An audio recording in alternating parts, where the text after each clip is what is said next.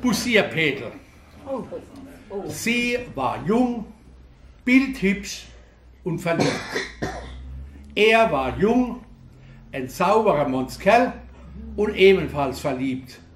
Aber wenn sie auch schon so flott und selbstbewusst dahergekommen sind, waren sie in der Beziehung doch ein bisschen schüchtern und haben sich noch nicht getraut gehabt, sich erlieb auch gegenseitig einzugestehen. Alle zwei haben sie sich darum gefreut auf die Weihnachtsfeier. Sie waren auch glücklicherweise gar nicht weit auseinander geguckt und haben immer noch mal wieder ein bisschen miteinander erzählen können. Nach der Feier hat er sich standwegen einmal endlich ein Herz genommen und hat ihr angeboten, mit ihr heimzulaufen.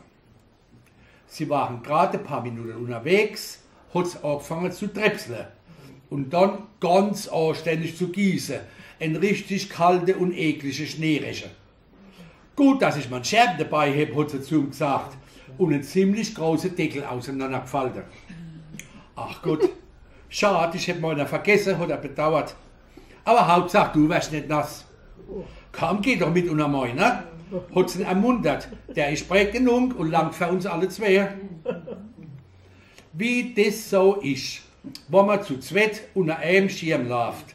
Einmal hat sein Arm nebenaus geguckt und ist nass geworden, ein andermal eine Schulter oder ein Ellenbogen. Es ist nicht gar nichts anderes übrig geblieben, als ein bisschen enger zusammenzurücken, dass nicht das Sauwetter nichts anhaben kann. Eigentlich ist Spazierengehen im Rechen auch schön, hat er gestrahlt und sie hat ihm bestätigend zugenickt. Was bis jetzt die Schüchternheit verhindert hat, hat das Wetter fertig gebracht.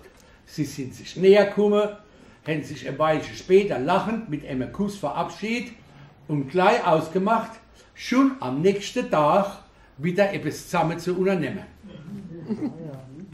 Wie sie im Haus verschwunden war, ist er auch heimzugegangen. Aber er hat nicht gewartet, bis er ums Eck rum war, eher aus dem Mantel St. Nirbs rausgezogen hat.